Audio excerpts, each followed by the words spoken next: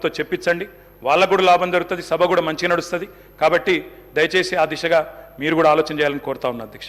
అధ్యక్ష, అప్పులను ఎన్నడూ వేరుగా చేసి చూడడం తప్పు అధ్యక్ష. అప్పులు ఆస్తులు జనరల్గా ఎక్కడైనా కూడా ఎట్లా చూస్తారు అధ్యక్ష అంటే డెట్ జీడిపి కలిపి చూస్తారు. డెట్ ఎంత ఉంది, అప్పు ఎంత ఉంది, జీడిపి పరిమాణం ఎంత ఉందని చూస్తారు.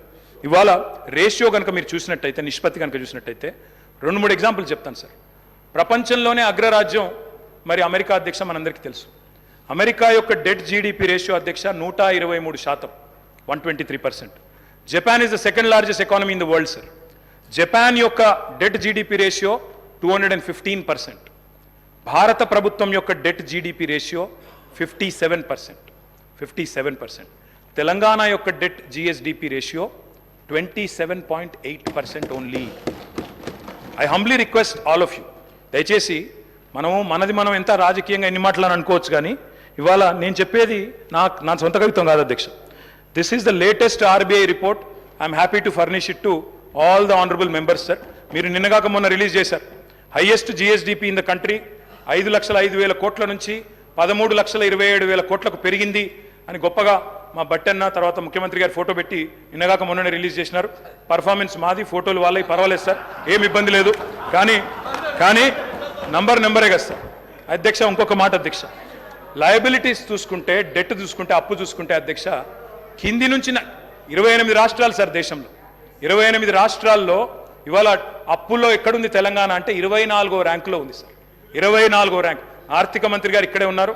నేను తప్పు చెప్తే వారు సరి చేయవచ్చు. ఆర్బీఐ రిపోర్ట్ వారికి కూడా పంపిస్తాను. ఇది పంపాం, ఆర్బీఐ రిపోర్ట్ పంపిస్తాను ఆర్థిక మంత్రి గారికి, స్పీకర్ గారి ద్వారా.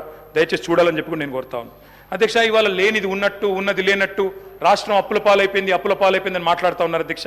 ఇది కరెక్ట్ కాదు అధ్యక్ష. అదే అధికారులు, మీ కొత్త అధికారులు ఎవరు లేరు, అదే ఐఏఎస్ అధికారులు నిన్నటిదాకా మాతో పనిచేసిన వాళ్ళు, రామకృష్ణారావు గారు, శ్రీదేవి గారు, రొనాల్డ్ రాజు గారు, వాళ్ళే మీకు అదే చెప్తారు, కొత్తదేం చెప్పలేరు అధ్యక్ష. ఇప్పుడు వడ్డీల భారం కూడా మీరు తీసుకుంటే, వడ్డీల చెల్లింపు కూడా ఇతర రాష్ట్రాలతో పోలిస్తే మన చాలా తక్కువ. అర్థవంతమైన అప్పు కాబట్టే, డెట్ సస్టైనబిలిటీ ఇండికేటర్స్ కూడా కీలకం కాబట్టే ఆర్బీఐ కూడా రాష్ట్రాలన్నిటి మీద విశ్లేషణ చేసింది అధ్యక్ష. చేసి ఇది ఆర్బీఐ రిపోర్ట్ అధ్యక్ష. I would like to request the honourable finance minister, deputy chief minister గారు to pay attention to this అధ్యక్ష. స్టేట్ ఓన్డ్ ట్యాక్స్ రెవెన్యూస్ అంటే రాష్ట్రం కేంద్రం మీద ఆధారపడకుండా సొంత పరపతి ద్వారా సంపాదించుకునే పైసలను ఎస్ఓటీఆర్ అంటారు, స్టేట్ ఓన్డ్ ట్యాక్స్ రెవెన్యూస్ అధ్యక్ష. స్టేట్ ఓన్డ్ ట్యాక్స్ రెవెన్యూస్ 2015-16లో 76.4% ఉండేది, అంటే మీరు అప్పచెప్పిపోయినాడు. కానీ మేము సరిగ్గా నడిపినాం కాబట్టే కోవిడ్ తర్వాత కూడా భారతదేశంలో ఇవాళ second highest in the entire country 84.2%తో స్టేట్ ఓన్డ్ ట్యాక్స్ రెవెన్యూస్లో భారతదేశంలో 2వ స్థానంలో తెలంగాణ ఉన్నది అధ్యక్ష. కేవలం డెట్టు ఇది మాత్రమే కాదు అధ్యక్ష.